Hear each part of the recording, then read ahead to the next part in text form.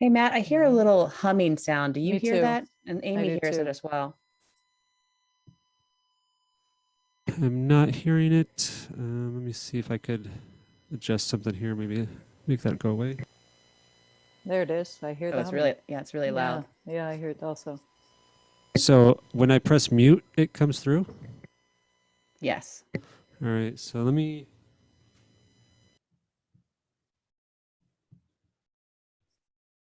I don't hear it now. Now I do. Yeah, I'm just gonna have to press mute on the Zoom when I go off with you. That way you don't hear it while you're Okay. talking. So I'll press mute on the Zoom. And if you Okay. can't hear it, does that mean, like, if we can hear it, does that mean the audience can hear it?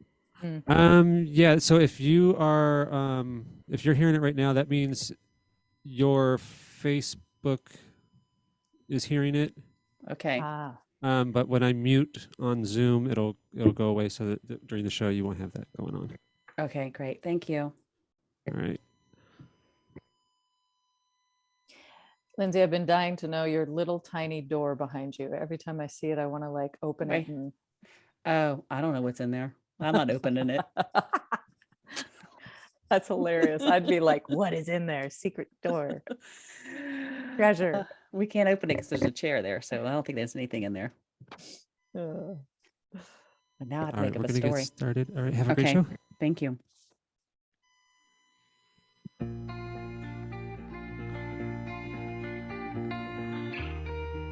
Welcome to Women Thriving Unapologetically with Lynsie McKeown.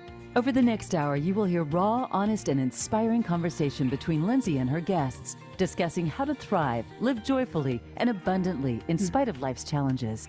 Now, here is your host, Lynsie McKeown. Hello, everyone, and welcome to Women Thriving Unapologetically. I am your host, Lynsie McKeown, and it's so good to be here today. So we have an incredible show about what is nourishment and what is self-care and what's the difference and why does it matter? Is self-control actually and self-care actually doing us more harm than good? And what does it really truly mean to nourish ourselves? Now, before we invite on our incredible guests, what we're going to do is what we always do. We're going to take a moment to stop and pause and breathe. So wherever you are, if it's safe, just place one hand on your heart and one hand on your belly. And if you can, closing your eyes. And let's just take a couple of deep breaths in. Just deep breath in through the nose and out through the nose. And take those breaths all the way down into the belly so that you can feel the belly softly expand on the inhale and gently hugged towards the body, towards the spine on the exhale. Just continue to breathe this way and just ask yourself this question. What deeply nourishes me? What really deeply nourishes me? What does that mean? How do I feel when I am deeply nourished? Another deep breath in and a deep breath out. And then when you can stay here as long as you like, but if you're ready, you can come back so we can start this conversation with Amy Ryk. Now, Amy is a complex trauma practitioner, a psychotherapist and coach who specializes in women's eating disorders, anxiety disorders, and trauma.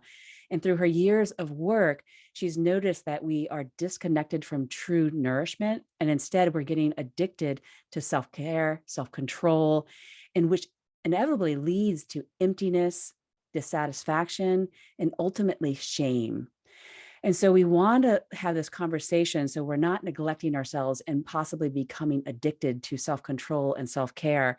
And so we're going to have this conversation about what's the difference, how to avoid the empty promises of self-care, and how to get deeply nourished. So welcome, Amy, to the thank show. you. Thank you. That was beautiful. Yeah. Well, I am so excited about this conversation. I mean, it is Groundhog Day. And so I feel like this is like perfect time to have this conversation. Like, what are the things that we keep doing over and over and over again that are not helping or serving us? So let's get into this so we can like change those patterns. Absolutely. So that we actually start to get really nourished and feel better about in our bodies and hearts and minds. So absolutely. It's funny that you said that about Groundhog's Day. That's perfect because, and I was going to say this later, but nourishment, part of it is to replenish, to revive, to restore, to rejuvenate. And all of those words start with which means again. And so part of the definition of nourishment is really to do it again and again and again in every moment differently, or, being attuned in every moment. So the definition of nourishment, according to what I believe, is it's the daily practice of unconditional love directed toward your body, yours, mine, anyone's. And that's a really important distinction, your body, which is very different from another body. Self-care is defined as the active process of preserving or increasing health. And that's an okay definition, but health is the tricky part, right? What does that actually mean? Mhm. What does that mean to each of us? And what does that mean to our culture? And so, I mean, it seems like there's a fine line almost between the two of them. I mean, when I think of nourishment, actually, I don't know if you know this, but nourish is my word for the year. Ah, And it wasn't self-care, because for me, self-care, when I think of self-care, I mean, it's important. And I have, I put my spiritual practices and my meditation and my yoga under the umbrella of self-care, but it never really feels like self-care actually is as deeply nourishing as those practices are for me. So it's like, and because the umbrella of self-care is so big, like, for example, some people would say, oh, go get a pedicure. That's a form of self-care. And I can sit in a pedicure chair and I'm tense the whole time. I don't like the smell. I'm afraid they're going to like make me bleed. I'm like, are the utensils clean? Get me out of here. Yeah. I buy stick-on nails so I don't have to go and deal with the bleeding part. Yeah. But nourishment, like what like really makes me feel like the cells of my body are plump and I feel like alive. Yeah. And so what can you help us distinguish a little bit more? I mean, because in my mind, some of the self-care practices don't feel nourishing. Sure. So self-care, as you mentioned so astutely, is really more in our culture synonymous to self-control. And I can talk about why that is. And if we go all the way back to when we were born, we came out feeling disconnected, feeling hungry, feeling scared, feeling uncomfortable in our bodies. And when we were pulled to our caregiver for nourishment, food, we felt a lot of things, not just full physically, but we felt safe, we felt warm, we felt love, we felt valuable, right? That's the only way we feel all of those things in those first few moments of life. So nourishment being synonymous with food is really powerful because it fit a lot of categories. So nourishment is a lot deeper than self-care. It's what feeds my soul, what makes me feel warm, connected, full, right?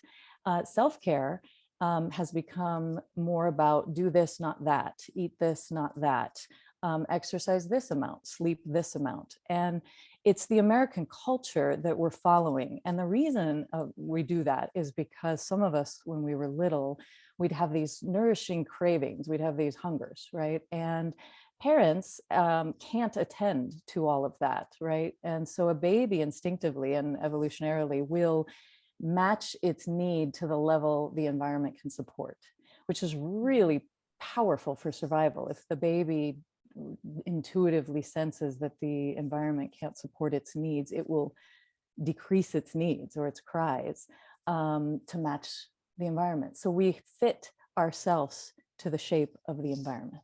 Wow, that's amazing to hear. Well, first of all, I think about when you were talking about when we are in the, like I had that picture of being in the womb, the mother's womb, where everything is provided for you and you're there and being bathed and fed, and you don't have to think about anything. Everything is just coming to you and provided for you. And then that moment when you come out, it's scary.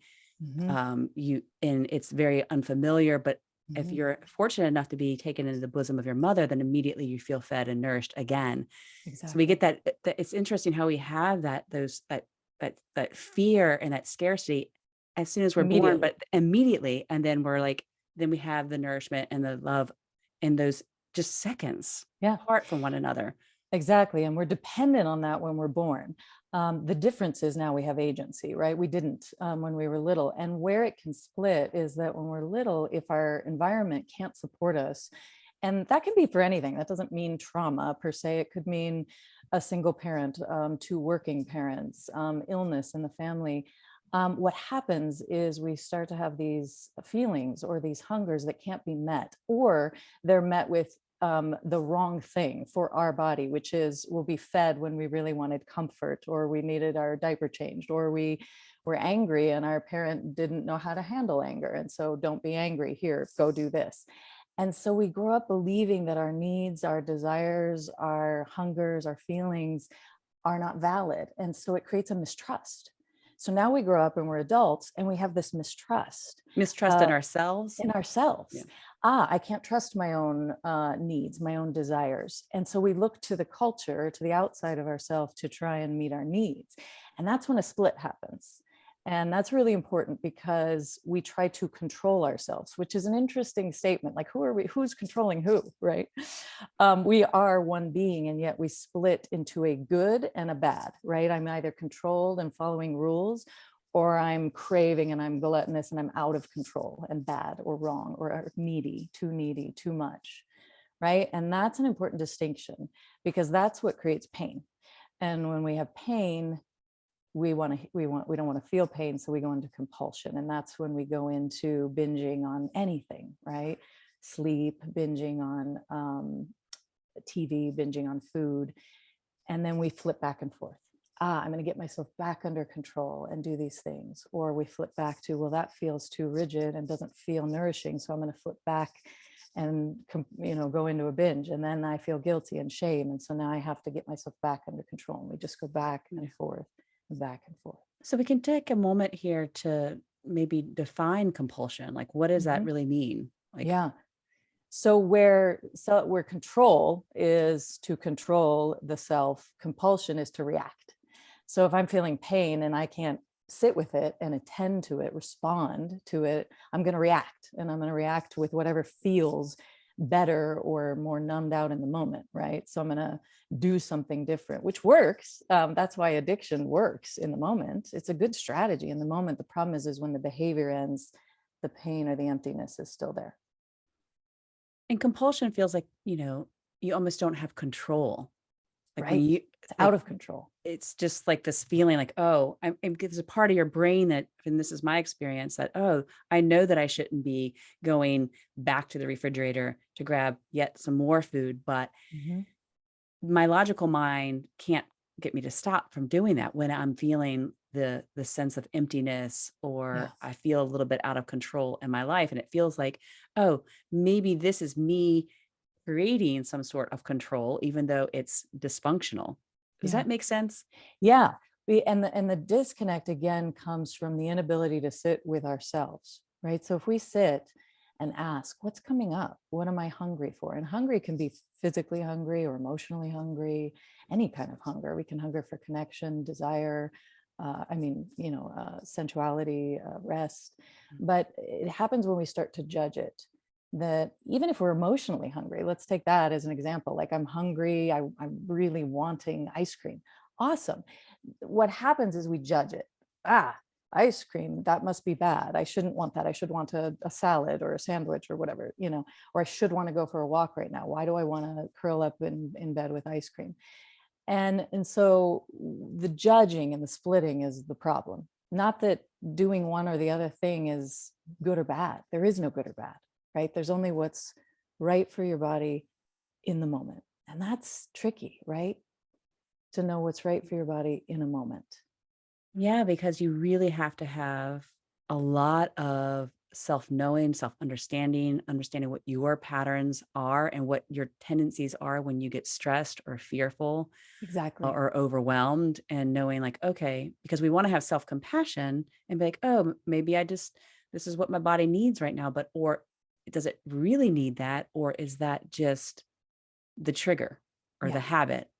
And how do we really start to separate the two and get, I know what I would do as a yogi and a coach, but I want to hear from you, like, how do you help people like see the difference between the two and thread them apart so that you can, I don't even want to use the word control, but there is like, a Yeah. semblance of control over that.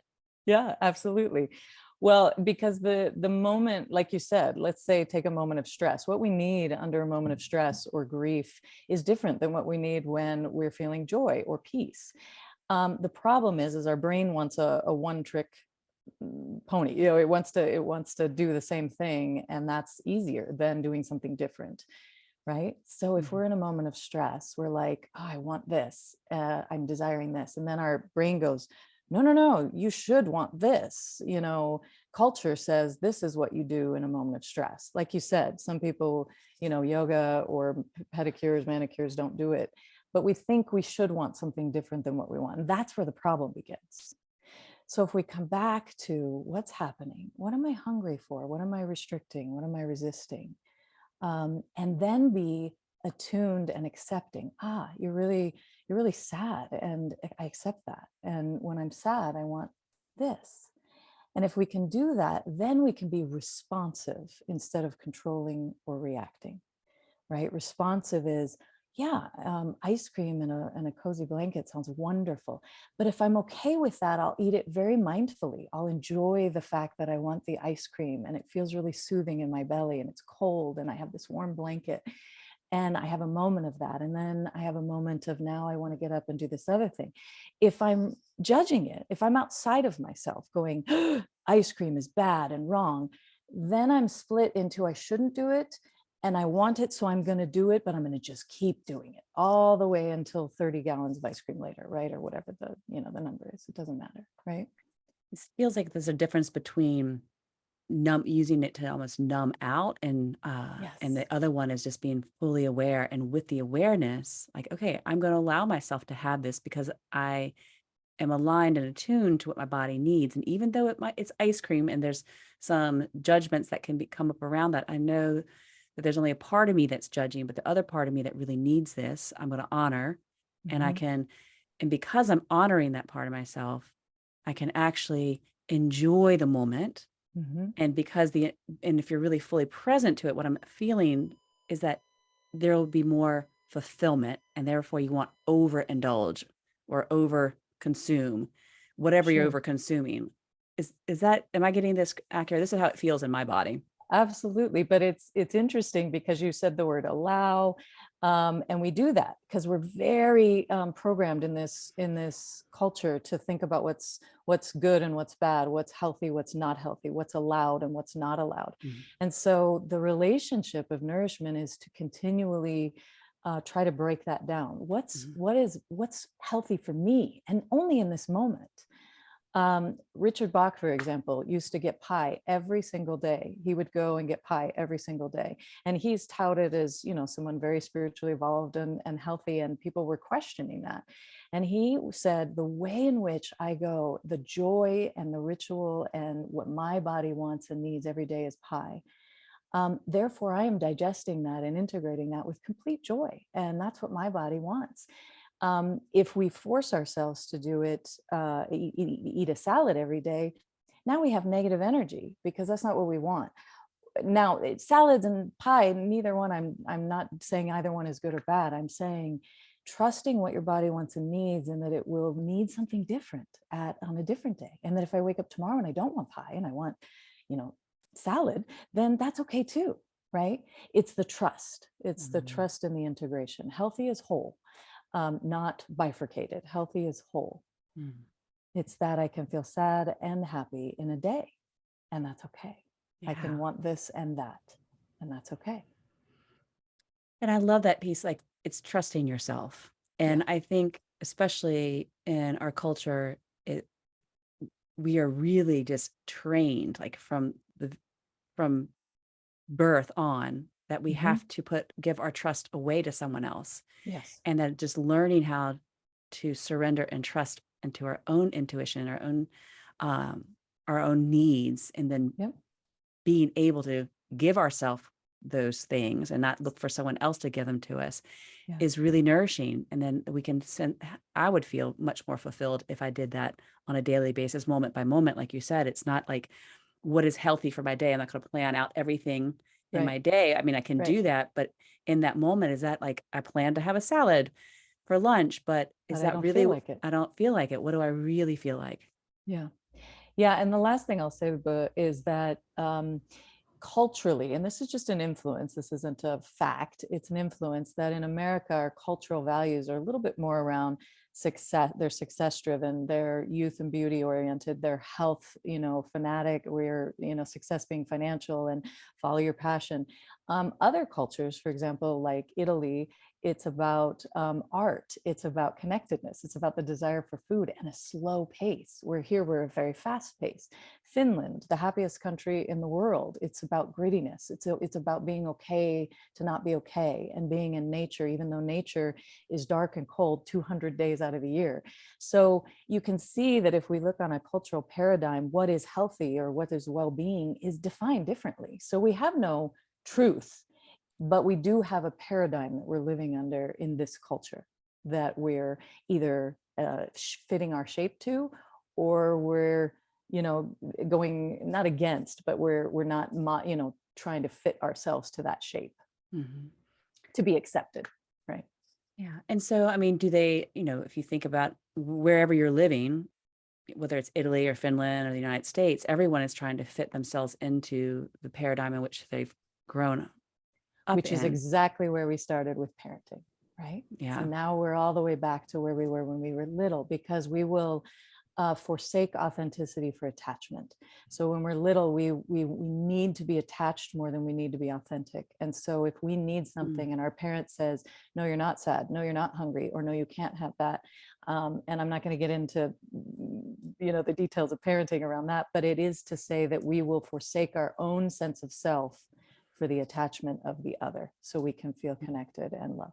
Oh, wow. That's powerful. So maybe when we come, we're up to our first break of the show, Yeah. but when we come back, I'd love to pick that back up, because when we hear this a lot, especially in spiritual communities and self-help communities, and that, be authentic, find your authentic purpose, find your authentic self. But if we had this strong attachment to be connected and seen and held and fit in, it seems like it's conflictual. it's very conflictual. Absolutely. So let's talk about that when we come back. So we're going to take a short break, but be sure to join us. Stay tuned, because we're talking with Amy Ryk about the difference between nourishment and self-care. And if you're watching on our Facebook live stream, put some comments in the comment section below for Amy, and we'll be sure to check those after the show. We'll be right back after this short break. Thank you. Okay, great. All clear. Back in about 2. Okay. Hey, Matt, I don't hear myself in my microphone.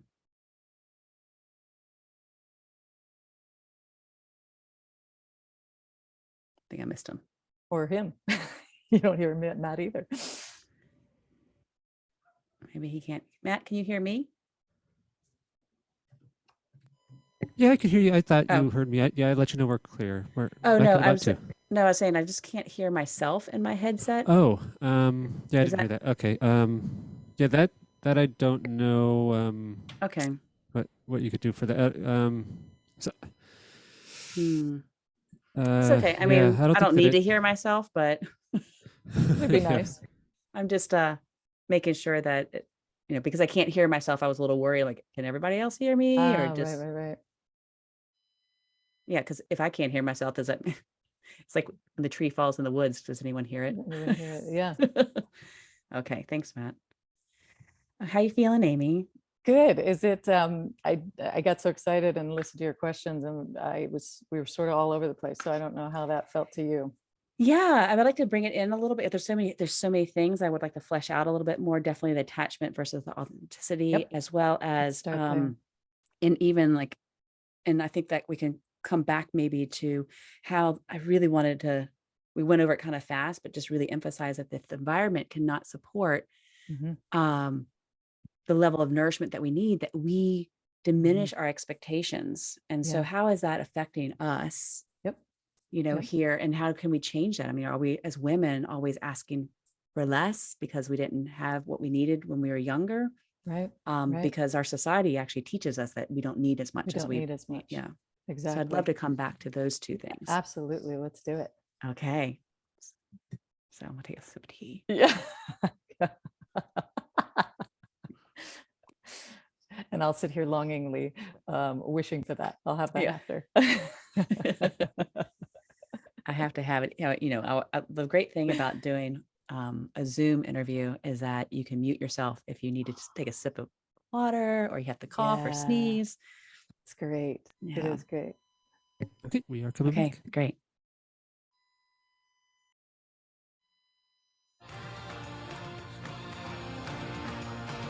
You're listening to Women Thriving Unapologetically with Lynsie McKeown. Have a question for Lynsie or her guests? Want to share your story? Email Lynsie at thrivingunapologetically@gmail.com. That's thrivingunapologetically@gmail.com. Now back to the show. Here again is Lynsie. Hello and welcome back to Women Thriving Unapologetically. We are here today with Amy Ryk, and we're talking about the difference between self-care and nourishment. Now, we are a culture. Amy sent me these statistics earlier before we got on the show, and it says we are a self-care crazed culture. Yet statistics indicate that about 30 million Americans are diagnosed with eating disorders. 40% of Americans are considered obese, according to the CDC. 22 million Americans struggle with substance use disorders. About 50% of Americans struggle with a mental illness disorder. The diet industry currently nets over $72 billion, as does the cosmetic surgery industry. Yeah, and those numbers are just astonishing. And this idea that we need to keep changing ourselves in order to find some to fit. And you were mentioning before the break that, when we are born and we're young, that we are very much attached to our caregivers, and we are more attached. We need more attachment than authenticity. But as adults, we want to feel more authentic, but we're very much attached, not just to how we were raised, but also how we were raised by, not by our caregivers, but how we were raised by the culture in which we've grew up. And our culture teaches us that we need to change who we are in order to fit in, especially as women. Exactly. You can run the show. It's beautifully said. No, I love it. That was exactly, that was just perfect. So what happens, and I'll slow it down again, is that as babies, to survive and not thrive, we will mitigate our needs to the environment, which is how babies can survive out in the wild if they were left, if you will, right? But not thrive. And so as we get older in those first few years, what happens to almost everyone, it's not about judging parents. It is to say that parents don't always know what the cries mean or what the needs are and can respond to them. But when that happens consistently, that we're told, no, you're not hungry, no, don't cry, don't feel that way, no, you can't stay up later. When we get that a lot around our needs, our wants, and our desires, we start to challenge and mistrust. Well, okay, so I'm feeling sad, but I'm being told I'm not sad, or I'm feeling hungry, but I'm being told it's not time to eat. So we have to make a decision. Am I the mistrustful one, or is it my parents? And the child up to about 6 or 8 years old will always doubt the self, because I need to stay connected to my caregiver in order to survive. So I'm always going to assume and want to default to them so I can stay attached to them so I can survive. And so, for those of us that have experiences where there was a lot of invalidation, right, around who we are, and it could be just someone was introverted and their parent was extroverted. It just could be an accidental mismatch. We just start to doubt or turn down the volume of our need, of our hunger, of our true nature, and we mistrust it as adults. And we didn't have the agency to support ourselves as children, but we do now. So the point is that as adults, we can go back and reparent, if you will, reconnect, revitalize that relationship, and be open to to our intuitive knowing, our natural intelligence that's within our body. instead of thinking our body is working against us, which Mhm. is what happens in, a lot in eating disorders. We distrust the body as though the body is out to get us or make us miserable. Mhm. And so what would the first step be? I'm always thinking, okay, that sounds amazing, but how do we do that? How? Yeah. So the first step is to ask or to inquire. How many times do we not even ask? What's happening in my body right now? What do I notice? What's arising? What am I hungering for? What am I restricting? What do I need that I might not be offering myself or is not available, right? The first thing is to ask, to inquire. The second step is to acknowledge and accept unconditionally, which isn't to say to agree per se all the time. It is to say unconditionally accept, sadness, hunger, desire, uh, tiredness, overwhelm. That's what's happening. That's what's actually happening in my body, versus judging it, fighting it, disagreeing with it. It's actually coming up. And when we do that acknowledgement unconditionally, like, overwhelm. Okay, then we can ask, what is a response? How can I respond? Not react, not control. How do I respond in this moment? And a response, like a parent would, is to say, oh, honey, you're feeling really sad. And if the child said, yeah, so I want to go, I don't know, bury myself in bed all day, the parent might say, well, let's talk about that. It's a mutual decision between values and what's wanted. It's not like, okay, go do that, go sleep all day. It's a rest. Okay, let's try that. Let's take a nap and then see how you're feeling and then check in again. Dude, that's a response. Control is no, you're not going to go take a nap. And giving in or reaction is, yeah, go sleep all day. A response is, tiredness is present. Let's rest and then revisit. Mm. And then Now, the last, sorry. go ahead. I was going to say is is that the fourth step? But Exactly. So is again, so we want to revisit, replenish, rejuvenate, revive. It's again and again and again with balance. And balance is to say, oh, I've got this logical part of myself that has these values and these things that I know I need in my life to, achieve my goals. And then I have my wants and my desires. And integration is the goal, not bifurcation, not I need to get rid of that part of me that hungers and desires because it's getting in the way of my goals and my needs. That's a split. We need to integrate. Oh, there's a part of me that needs this, and there's a part of me that wants this. Let's integrate, right? Healthy as whole, right? Healthy as whole. So I love all of these steps that starts with the inquiry, like ask. And I like, what am I hungry for? Yeah. And what am I resisting? Yes. And just feel, and I always try to feel in my body, where am I keep holding that in my body? So I can kind of sense where it is and give it a little space, and then acknowledging and accepting. And the key, what I heard is unconditionally. Yes. Just unconditionally accept that, because I feel like that gives some compassion, which, I talked with my women in my group that, self-compassion is just this key to unlocking so much of our divine potential. And then the third is just responding to that, not reacting. And I like how you brought this in back to the parenting, because I know some parents might have been thinking like, oh, like, I'm just going to let my kid go do whatever they want to do. Right. But there's this beautiful conversation that's happening, which I think builds really strong communication skills for the child to be like, oh, now I can communicate with myself this way when I become adult, and with my partner or my coworkers, and not be so reactionary and try to control all the things in your life, because really we can't do that. And then the revisiting and the repeat. Yep. The repeat. Yeah. And the key there is process, not perfection. And this is true in all relationships, our relationship to ourselves, to our partners.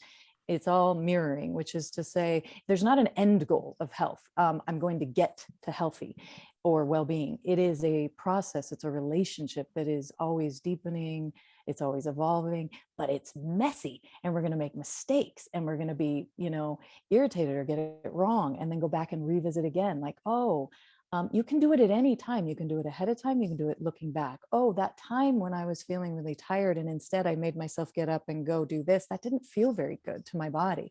I can revisit that now. I can do it again. So there is no like getting it wrong or getting it right. It's just an evolution. It's a practice. It's being adaptable, being flexible, being present, right? Over and over again. And thank you for saying, that the process is messy Totally. because, women, have been taught that we have to be perfect in order to be seen and valued. And we're always trying to reach for that perfection, whatever that means for us in our own minds, whether it's for our body, whether it's for our work, whether it's parenting.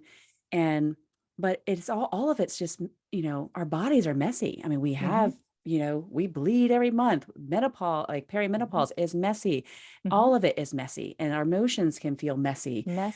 But it's like, it's part of our power and our beauty, and allowing ourselves to be that, and knowing that in all the messiness, there is the perfectly imperfectness of it all. And and that it's just a process that we cycle in and out of, as all of us do, not just women, but especially as women, we have a lot of cycles.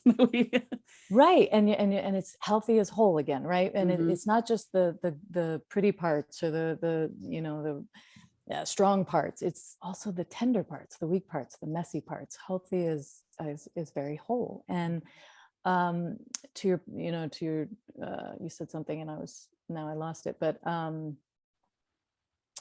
tracking with women, we are pretty obsessed about a particular look, size. We're obsessed with size of things in America in general, the size, the number. And what I talk about with eating disorders is that numbers are safe because they're static. 200 is always 200. 2,000 calories is always 2,000 calories. A BMI of whatever is always a BMI.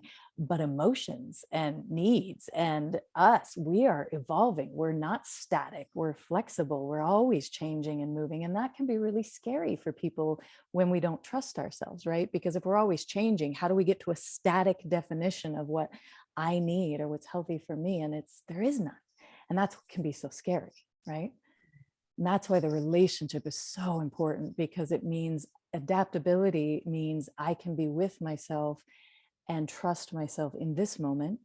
And then again, what I needed in adolescence is not what I need in menopause. And what I need when I'm in grief is not what I need when I'm in joy. And that's okay, right? And it can be really challenging for me, I have felt, to really find the compassion and to really feel into where I'm in this stage of life and not compare myself to where I was. I mean, I'm getting ready to turn 51 this month, and there's a whole hell of a lot of changes going on. And it's uncomfortable. Right behind you. It's super uncomfortable. And I had resistance. I mean, P.S. I am not at all a yogi or a guru in this. I am in this process, which is why I'm passionate about it. Going into menopause was terrifying and made me very angry. Like, my body is not responding in the way that it used to, or it's not needing and doing the things that it used to. What is this? Why does it need this now? And it can be upsetting, right? The change, because we feel unfamiliar to ourselves. And you said something else really powerful, which was comparison. There's a really beautiful quote, and I'm going to mess it up, but it's comparison is an insult to nature. And we compare all the time, mostly as women, but in general. I am better than, I am healthier than, I am thinner than, I am stronger than, or weaker than, less than, not as worthy, more needy, too sensitive. All of these words are the thief of joy, because we compare. And I'm just going to repeat that. Comparison is an insult to nature. And it reminds me of what you just said, that we're trying to make ourselves fit into like a static definition of what health is. I'm doing my air quotes for people that can't see us. But nature is not static. No. And so if we are actually flowing and allowing ourselves to move with the pulsations and the changes of nature, then we feel more whole. Yeah. And we also feel safer, and we also feel more trusting. Yes. Yeah, more grounded, but also more uncomfortable, by the way. It is to say that moving, think about nature, the trees lose their leaves, and then they're barren, and then they regrow leaves, and then they're full. That's got to feel very different at every one of those stages. And some of those stages can be uncomfortable, right? And we have to be able to sit with the discomfort as well as we sit with the joy and the peace, right? And so, you know, for me personally, like when I'm in that discomfort, I think of the contraction and the expansion of life, and that if we're not contracting, we can't expand. There has to be some. Yes. So, and if we can't be expanding all the time, Right. and that that coming back in, that we can really, and being in that discomfort that actually pushes us. I'm thinking of, like, you know, I've never had a child, but those labor contractions, like, you have immense contractions in order to give birth to something. So we have to be able to be in that discomfort in order to give birth to a new version of ourselves over and over again. Yeah, So that's really, really beautiful said. And again, in the healing process, I say there was a lot of discomfort in service of fitting yourself to a paradigm outside of yourself, to be a certain way, look a certain way. Now you will feel uncomfortable, but it's in service of your own health, of your own relationship to yourself, to your growth, to your deepening your intimate relationship with yourself, right? yeah, be comfortable in the discomfort. Yeah. So we're up to our last break of the show, but, you know, when we come back, I would love just to talk a little bit about, you know, how are we as women, especially, going, how can we start to just stop comparing ourselves to everyone else? I mean, I knew you gave us some beautiful 4-step process, but what else can we do, like when we're looking out there and seeing what's going on around us, and not get swept up into the toxicity of what our culture is teaching us? So I'm feeding that to you right now, that little seed, so you can munch on it a little bit while we take this next break. But if you are listening, then definitely be sure to join the Women Thriving Unapologetically Facebook group. We go live every week with a new guest, and you get to ask all your questions in the group. And you also get to be part of the community on a daily basis, where we go into these topics even more deeply, and you get to connect with the guest. And I also share meditations and practices and insights for you to keep you going throughout the week until we have our next guest on the show. So we'll be right back after this short break. Yay. How's that feeling? It feels good. It's awesome. I love All right, we are clear. Sorry about that. Oh, that's sorry. okay. Were we still talking when we were? Sorry. No, you're good. It just Okay. takes me a little bit more time to get the mute off of Zoom to let you know we're clear. Oh, okay. I should have known to wait for Matt before we started talking. That's okay. I love your retelling. I mean, it really means a lot, because when you're feeding it back, I'm like, exactly. And that feels like the point and the message is getting across then, because you're able to just totally, I don't know what the word is I'm looking for, but feed it back. Oh, great. Thank you so much for that. Yeah. And I want to make sure that I'm hearing it correctly, and making sure that the audience caught those things that I think are really super valuable and important. Like, oh, hey, like, let's repeat that one more time, because it's what Amy said was just mic drop. Yeah. So, and of course I planted that seed, and I do this often. I say, okay, let's talk about this when we come back. And then I like space. So it's fine. It's fine. So what did I say I wanted to talk about? You were something specific to women, right? Yeah, that's societal norm. Like, how can we start to change that societal norm? And I know we have to start with ourselves, obviously, but we're getting ready to go back to break. Sure. Okay. So see where we go. Yeah, let's see where it goes. All right, coming back in 10. Okay.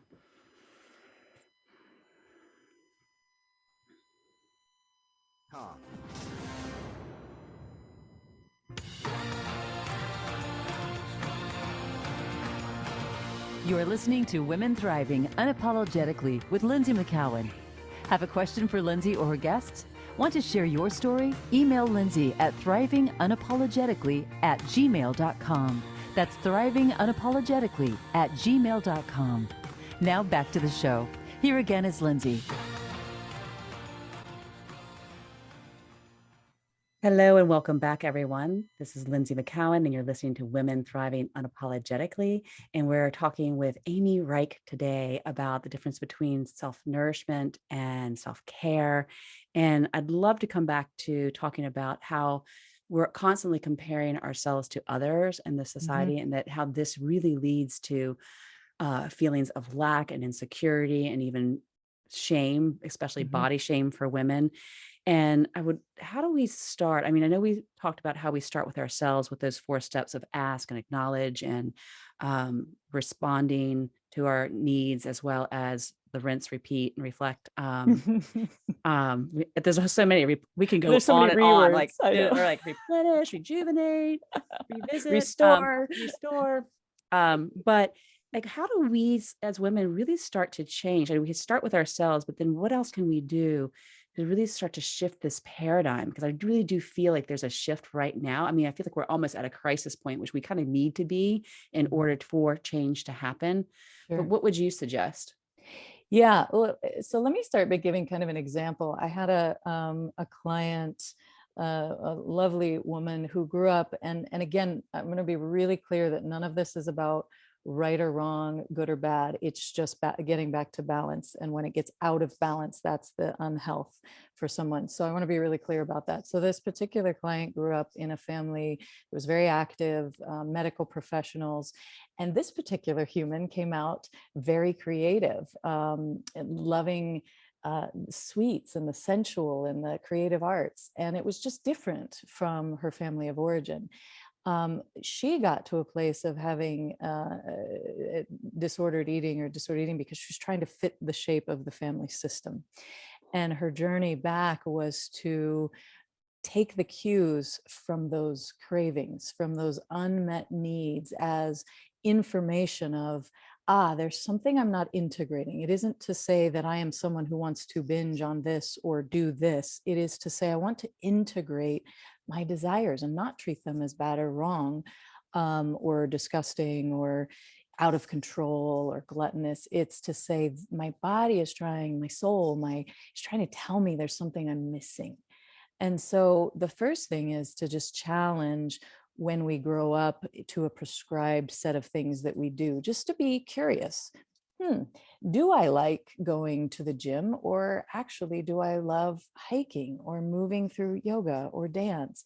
And again, there's no right or wrong. It's just what is right for your body, and even right for your body now, which might change later, right? The other thing is size. There is a lot, again, about size, and we've made being small, being fit, as synonymous with being strong, with being empowered. And that's changed over time. Back in the 1800s, to be voluptuous or to be a larger size meant you were wealthy and you were more desirable. And then it switched. So we have cultural paradigms, and now to be withholding or restricting food is about self-empowerment. So culturally, we just shift. And then the culture, consumerism, just sells that. And so now we're in a culture that sells products, diet, fitness equipment or classes that sells, here's how you can be stronger. Here's how you can be more restricted. Here's how you can be more, in shape or healthy as we define it, right? Thank you for sharing that, these paradigms change, and that we're just being fed by society and marketed to what that paradigm is, so that we'll buy more and stay part of that paradigm. And so we can just ask ourselves, like, is this really what feels right for me? Is this what feels nourishing to me? And just keep checking in and checking in and checking in. Yeah, consumerism is all about making money off of insecurity, right? Because if we didn't feel like, oh, do I need that? Is that the right eating plan, or is that the right product? Oh my God, I've been using this. And if we don't have that doubt and that fear, we wouldn't buy the products or engage in the programs. Well, think of how many products you bought off of Amazon during COVID lockdown. I mean, we're just sitting there all in fear, uncertainty, and insecurity because we don't know what the next day is going to be. So we're just buying a whole bunch of shit. Yes. And in fact, during COVID, the number of eating disorders in adolescents rose like 30% until there were, because think about that, an adolescent who's trying to find self and identity is restricted from being in a social group, is at home, and is comparing to now just social media. And in a paradigm where there truly is, we were in a situation of out of controlness. Nobody had an answer. And that's where an eating disorder comes in, to control. Give me something I can control because I feel so out of control. Mm. Wow. I feel for all those young adolescents that had to, go through that and experience that, because, I didn't even think about how we're just comparing ourselves to the only thing that we have available, which is social media, which we all know, even though we're all slightly addicted to it at some level. That's all of the comparison we have. Then we're just comparing ourselves to just something that's very toxic and Yeah. quite frankly, Yeah. just not true. Sure. And I want to be really clear, just for listeners, to be small body or to be in a larger body, neither of those are, I don't agree with the obesity statistics as much as I don't agree with the eating disorder. I think there's probably more eating disorders and less obesity. The BMI scale is arbitrary. It's a number based upon just height and weight. But your particular muscle mass and your bone structure and your heritage and where you came from and how your body holds weight at different ages is very unique and individual. The problem is we have a system that doesn't do well with individualistic treatment. We need, sane, a rubric to follow. And so I want to be really clear that this isn't about small bodies are bad and larger bodies are good, or larger bodies are bad and smaller bodies are good, or that this particular health style of eating is bad or good. I'm not into judging. It is to say that it's not right for everybody. And that's I want to be really clear about that you have to get in touch with what is right for your own body, what size your body will have a set point that it wants to live at, whether you agree with it or not. Your body has a set point that it will continually try and get back to. Can you imagine what it would be like if all women just took self-authority over and then and what that would do to the diet industry? I mean, and it would crumble. Like a lot of these systems would crumble because we're like, no, we're not going to consume what you want us to consume anymore. We're going to feel into what our body needs moment to moment, and then we'll decide whether, what you're asking us to buy actually really fits. And if it doesn't, then I'm not gonna do that, because I'm not insecure. I'm not fearful. I'm trusting.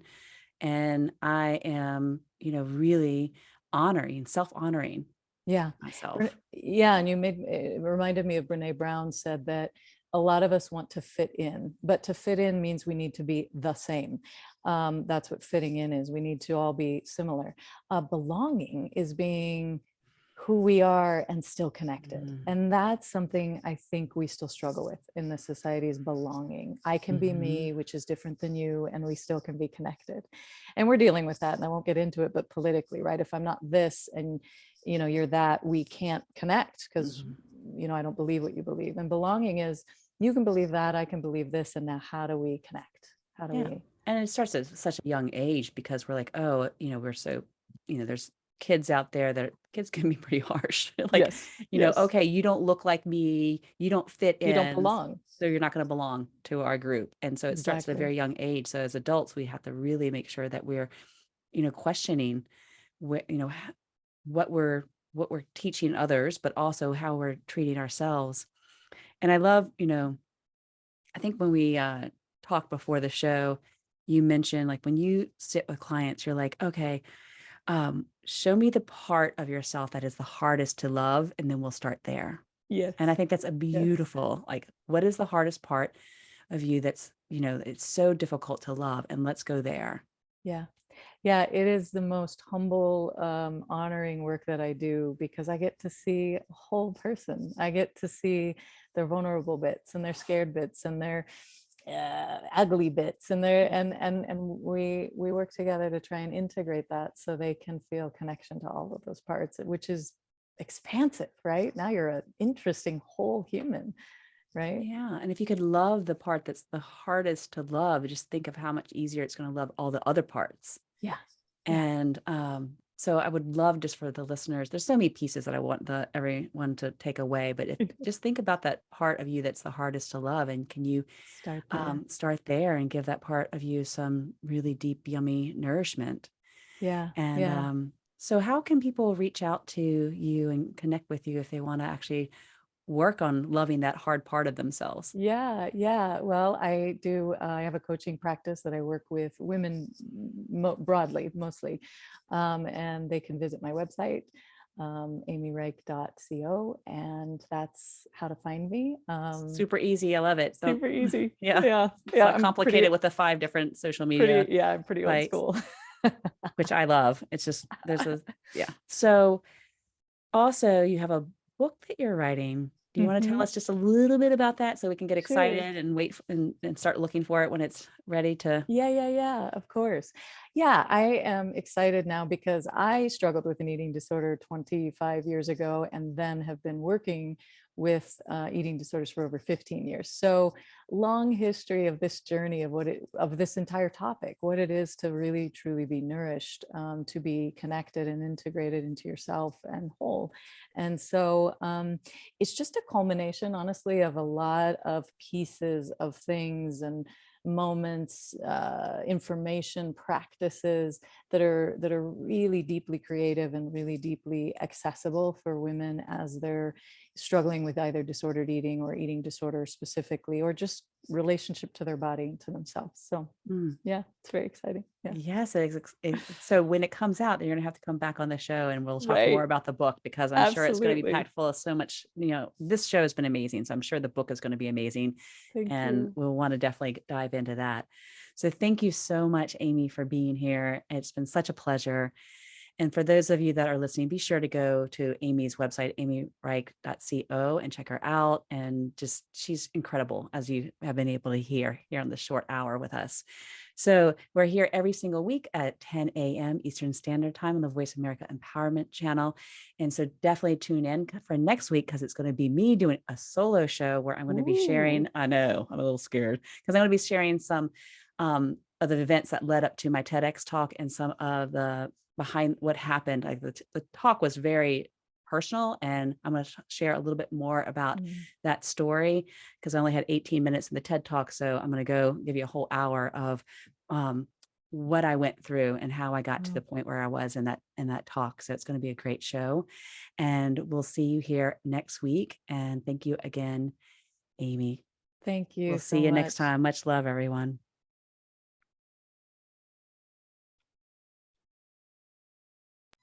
All right, great job. We're all clear. Good show. Okay. Thank you, Matt, so much. You're welcome. Thank you. Have a good one. Okay. Bye. Thanks, Matt. Okay. I'm going to stop recording. Okay.